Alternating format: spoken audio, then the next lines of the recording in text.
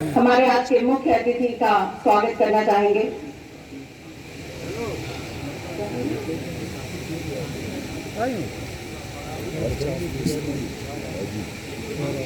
Brigadier रजत जी के लिए मैं चाहूंगी कि एक बुके हम उनको देकर सम्मानित करें। हमारे बीच में मौजूद वेरी वार्म वेलकम सर। और मैं चाहूंगी कि वर्दी के लिए बहुत ज्यादा जोरदार तालियां। ये लोग हैं तो हम अपने घरों में शांति के साथ सो सकते हैं। और युद्धवीर जी पगड़ी पहनाकर हमारे आज के मुख्य अतिथि जी का स्वागत करना चाहेंगे सर।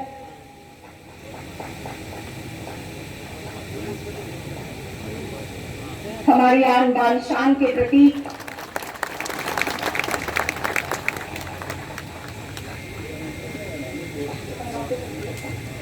और भी अतिथिगण के लिए वो पगड़ी से सम्मानित करना चाहते हैं।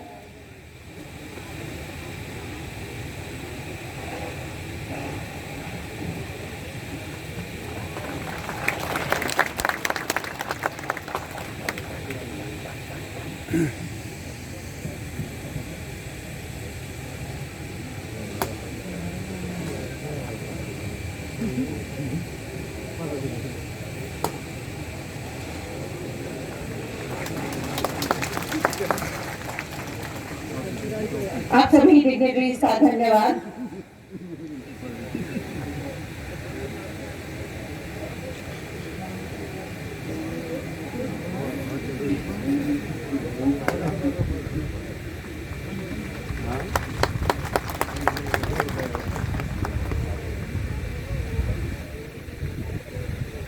और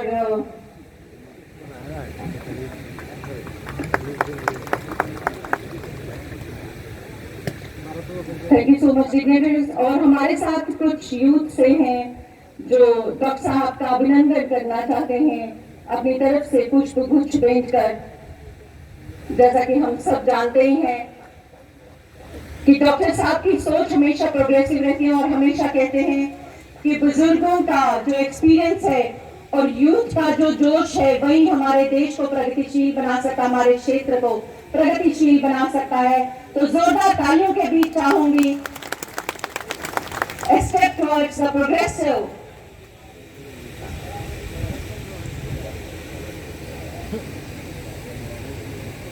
थैंक यू सो मच।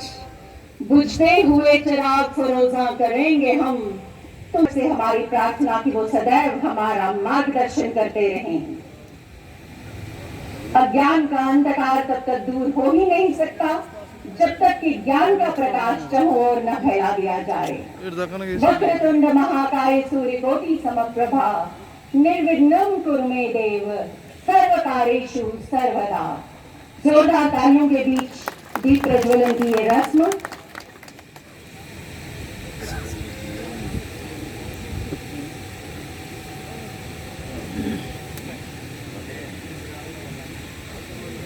हमारी मातृशक्ति के लिए ज्यादा जोरदार तालियां चाहूंगी।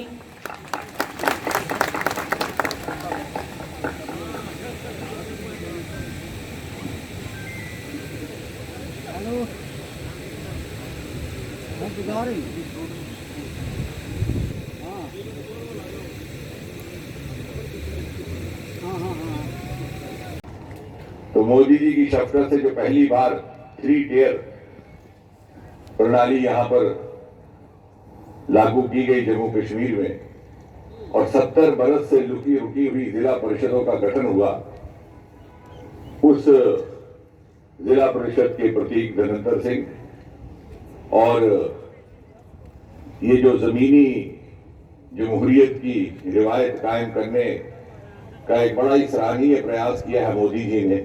मुझे लगता है आने वाले दिनों में उसका उज्जवल भविष्य मुस्तकबिल की ये निशानदेही करते हैं।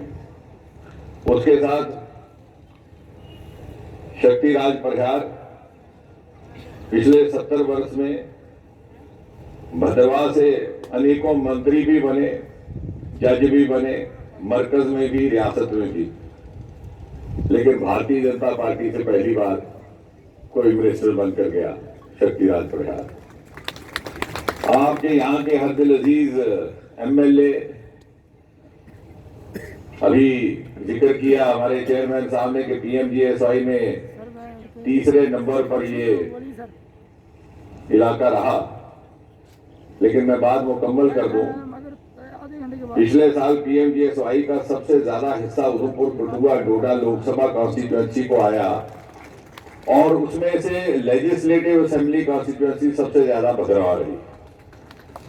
तो हमारे यहाँ 17 इस तरह की कॉन्स्टिट्यूएंसी है। सारे के सारे एमएलए मुझे कहने लगे साहब ये दिलीप सिंह को ज्यादा कैसे मिल गया। मैंने कहा साहब वो हुनर उससे पूछो, वो तो सारा दिन आकर के दिल्ली बैठा रहता है कोई ना कोई कागज लेकर, और मुझे सिर्फ पकड़ के ले जाता है वहां चाहिए वहां चाहिए। इस तरह के मेहनती हमारे भाई दिलीप सिंह जी दिल्ली से आए हुए और IIIM के डायरेक्टर डॉक्टर रेड्डी, उनके बारे में कुछ देर बाद कहूंगा कि भद्रवाह की फिजा का क्या असर हुआ इन पर, कि इन्होंने रातों रात हिंदी बोलना सीख लिया। मैं इनसे कह रहा था जब इन्होंने अपना भाषण दिया। हमारे DC Sharma ji, vice chairman Sangeeta जी, मेरे सामने बैठे हुए सारे पुराने दोस्त महानुभाव स्वामी राज जी हैं, राज सिंह कोतवाल जी हैं, मंजीत है, नरेंद्र सिंह जी हैं, रशपाल हैं, वसंत राज थे, अभी कोई स्लिप लेकर के आए। मैंने कहा नहीं आज लेवेंडर के ही नाम जाने दो इसको, आपका गिला शिकवा बाद में, तो बाद में इनके साथ बात कर लेंगे। शशि गोस्वामी हमारे असर से आए हैं, चश्मा पहने हुए लेकिन पहचाने जा रहे हैं। बिशन दास जी हैं, तारिक कीम साहब सामने बैठे हैं, सोनिया जी, और युवा मोर्चा ने जिस तरह से जोशो गुल के साथ हमारा आज ये बाइक रैली का इंतजाम किया।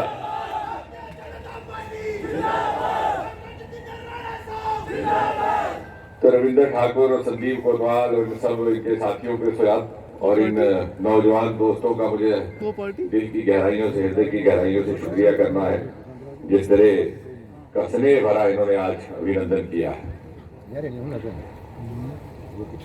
दोस्तों, कभी किसी ने ये कल्पना की थी, ये गुमान किया था, ये तस्वुर किया था कि भद्रवाह की इस जरखेज धरती पर लेवेंडर के खेत लहराएंगे,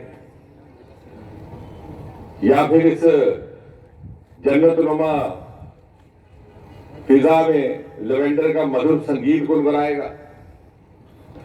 और कभी किसी ने यह गुमान किया था कि भद्रवाह का नाम हिंदुस्तान की पर्पल रेवोल्यूशन के साथ जुड़ जाएगा और भद्रवाह को हिंदुस्तान की पर्पल क्रांति की राजधानी, जन्मस्थान कहा जाएगा। ये बात हमें समझने वाली है। बड़ा आसान है कहना सब कश्मीर चला गया, क्यों नहीं गया लेवेंडर कश्मीर? किसी भी पहाड़ी इलाके में हो सकता था। आखिर कहीं ना कहीं कोई कोशिश हुई है। जो मोदी जी ने हमें सिखाया कि वोट बैंक की राजनीति से ऊपर उठ करके, मजहब, मिल्लत, क्षेत्रीय भेदभाव से ऊपर उठ करके इक्विटेबल डेवलपमेंट, असंतुलन दूर करके, चाहे वो क्षेत्रीय हो चाहे वर्ग को लेकर हो, जहां जिस चीज की पूर्ति है वो करनी है, उस मंत्र को लेकर के ये लेवेंडर यहां आया है। वरना गुलमर्ग में भी एक खेत लगाए गए हैं, लेकिन मेला सबसे पहला आपके हिस्से में आया। होता क्या है कि जो हमें खुदा दे देता है उसका हमें एहसास नहीं होता, जो नहीं देता उसका रोना चलता रहता है। और ये सब इसलिए मुमकिन हुआ कि वजीर आजम बनने के बाद मोदी जी ने हल्फ लेते ही एक बात कही थी, शायद आपको याद हो कि ना याद हो। उन्होंने कहा था कि मुल्क के वो हिस्से जो किसी ना किसी तरह से मुख्य धारा से पिछड़ गए, जिनका उस तरह से विकास नहीं हो सका, तरक्की नहीं हो सकी जिस तरह से होनी चाहिए थी, उनको हम विकसित करके तरक्की याफ्ता इलाकों के स्तर पर लाएंगे। और उसी का नतीजा है ये आज का लेवेंडर फेस्टिवल जो भद्रवाह में मनाया जा रहा है। ये पहले भी हो सकता था। यही फिजाएं, यही धरती, हमने आपने तो आज जन्म लिया, लेकिन ये धरती तो नहीं है। सैकड़ों वर्षों से, सदियों से यही फिजा थी, लेकिन नहीं, वो सोच नहीं आ पाई। और ये इसलिए मुमकिन हुआ कि मोदी जी ने इस तरह का निजाम दिया, इस तरह की व्यवस्था दी, जहां पर जिस तरह के रिसोर्सेज उपलब्ध है उनका हम भरपूर पर्याप्त उपयोग कर सके। आज हिंदुस्तान की पर्पल क्रांति का जन्म भद्रवाह से हो रहा है। इधर ही बगल में national institute of high altitude medicine बन रहा है। जो चीजें नहीं बनी उसकी बात तो करना आसान है, लेकिन जो बन गई उसकी कौन करेगा? अगर मैं भी नहीं करूंगा तो फिर कौन करेगा? क्योंकि आज के जमाने में अपनी पीठ खुद ही थपथपानी पड़ती है। और मैं दावे के साथ कह सकता हूं कि काम मुकम्मल नहीं हुए, काम कभी मुकम्मल होंगे भी नहीं। अगर हो जाएंगे तो फिर किस नाम पर इलेक्शन लड़नी, फिर लीडरी किस बात की, फिर इशू ही खत्म हो गए। लेकिन जितने काम पिछले 7-8 साल में हुए इतने 70 साल में नहीं हुए। ये जो बगल में ना national institute of high altitude medicine बन रहा है, ये हिंदुस्तान का पहला है। शर्त सिर्फ ये थी कि किसी पहाड़ी इलाके में होना चाहिए था। हिमाचल प्रदेश भी पहाड़ में बसता है, उत्तराखंड भी हिमालय की गोद में बसता है, अरुणाचल प्रदेश भी है, कश्मीर के भी पहाड़ है, तो फिर क्यों कर भद्रा में आके लगा?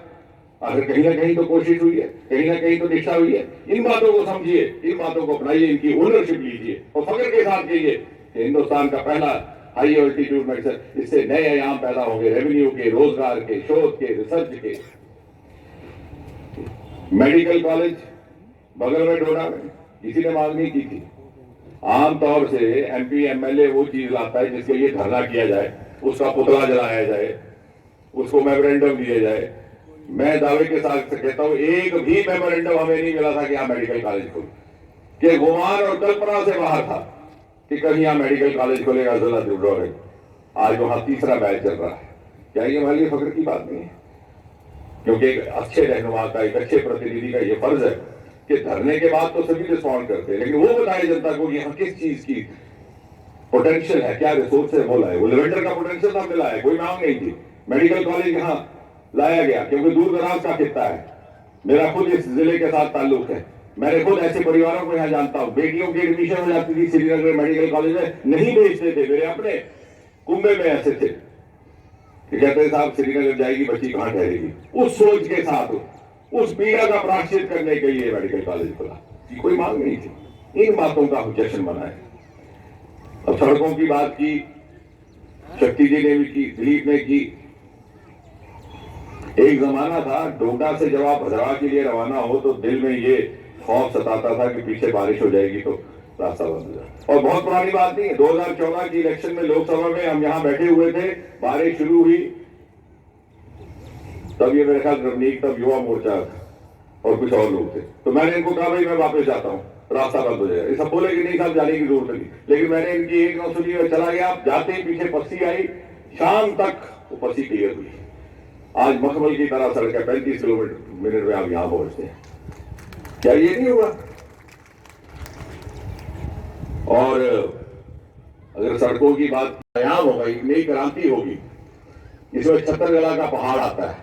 अब ये छत्तरगढ़ का पहाड़ भी डॉक्टर जितेंद्र सिंह के पैदा होने के बाद ही पैदा हुआ, इतना तो आप मानेंगे ना, हमारे मुखालिफ भी मानेंगे। ये सदियों से वहां बसता था, लेकिन सांसद बनने के बाद दिलीप सिंह को मैं देता हूं चाहे ये पीछे पड़ के कि इसमें अगर सुरंग बन जाए, और बहुत बड़ा ख्वाब था, जैसे कहते हैं एम्बिशियस में, कोई इसको करने को तैयार नहीं। 4000 करोड़ इसका बजट, डीपीआर तैयार हो गया, बीकन्स ने बनाया, बीआरओ ने हाथ खड़े कर दिए, बोले साहब इतना पैसा हमारे पास नहीं है। एनएचएआई के पास गए, गडकरी साहब बड़े मेहरबान थे, डोडा में आए, मैंने उनसे मुंह से बुलवाया, लेकिन बाद में दिक्कत क्या आई कि एनएचएआई का था नहीं था, बीआरओ का। अब उसे भारतमाला की जो अगली लिस्ट है उसमें शामिल करने का फैसला किया गया है। 4-5 घंटे में आप यहां से डलहौजी पहुंच जाएंगे। मैं तो कह रहा हूं जैसे दिल्ली में एक डीएनडी यहां भी बनेगा, डोडा टू डलहौजी। बच्चों के लिए, विद्यार्थियों के लिए, छात्रों के लिए, व्यापारियों के लिए, नौजवानों के लिए इतनी बड़ी सुविधा और एक ऑल्टरनेटिव ऑल वेदर रोड 12 महीने चलने वाला। इसी तरह वहां खलैनी से हमारा दूसरा हाईवे उसका चालू हो गया काम। हमने उनसे आग्रह किया पिछले हफ्ते, उन्होंने हमारी बात स्वीकार करते हुए रात को भी काम शुरू कर दिया, डबल शिफ्ट में। खिलैनी, मरमत, गोवा से होता हुआ सुध महादेव निकलना, और बीच में एक लिंक रोड उसको कलोता से भी जोड़ेगी और हम्बल भी जुड़ जाएगा। काल जुगार का पहाड़ी जो ये बात कर रहे हैं, चंबा 6 किलोमीटर की सुरंग बनेगी, उस तरफ चंबा है। शायद जानबूझ करके रास्ता नहीं खोला गया। जब ये सुरंग बन जाएगी तो आप थोड़े ही वक्त में यहां से सीधा भद्रवाह से चंबा पहुंच जाएंगे। फ्लाईओवर बनाए बगैर एक फ्लाईओवर बन जाएगा इस टनल के माध्यम से, उसका भी सीआरएफ में मंजूरी हो चुकी है।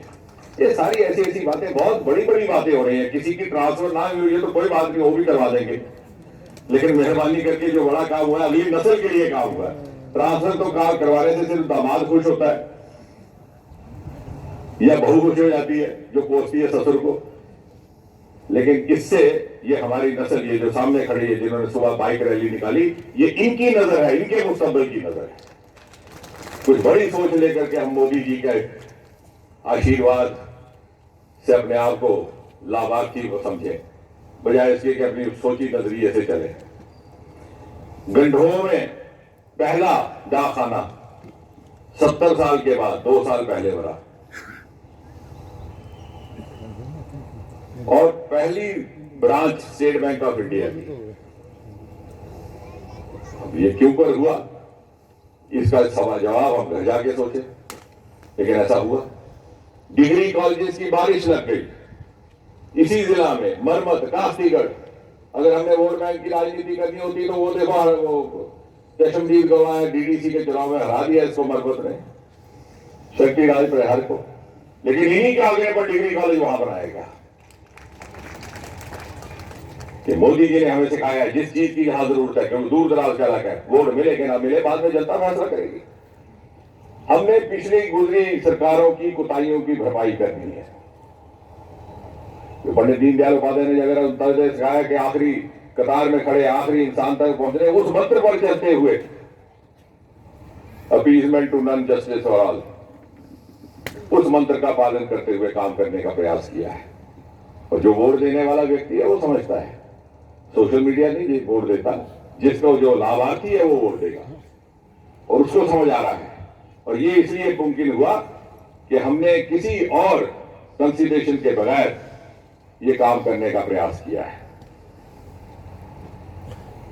इसी तरह से जो मोदी जी की स्कीमें आई हैं, जो यहां भी पहुंची हैं, बिना मजहब मिल्लत के।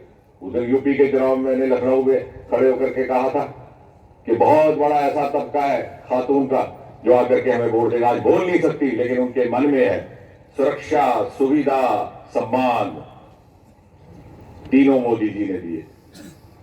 जिनको कभी टॉयलेट नसीब नहीं था, उनको शौचालय बना करके उसके ऊपर इज्जत घर का बोर्ड लगाया।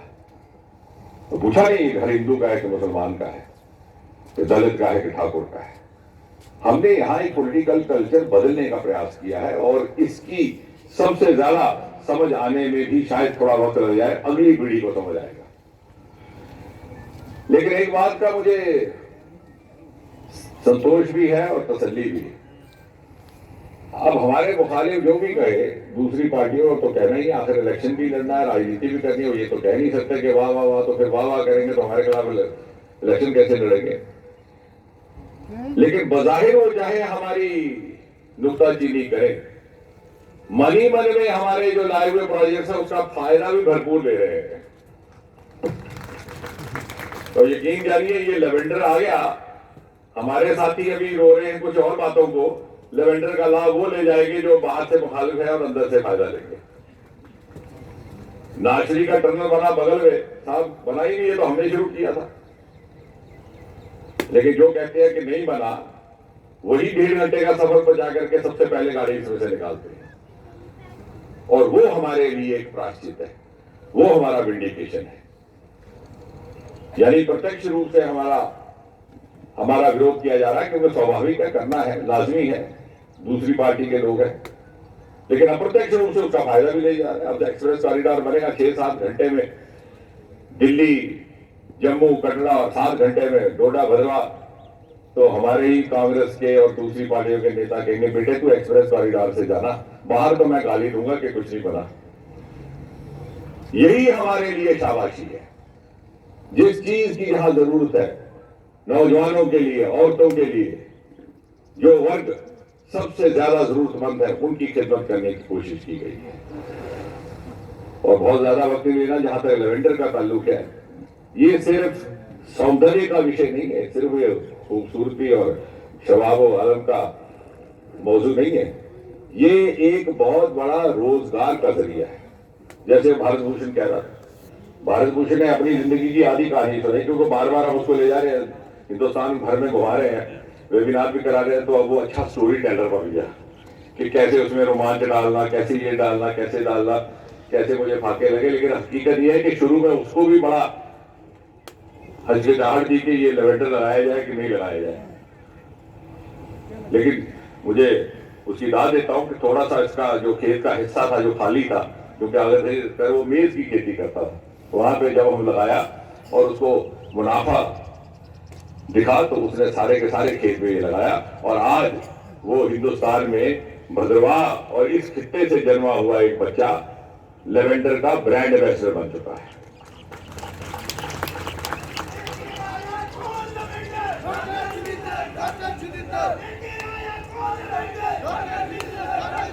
और ये समझने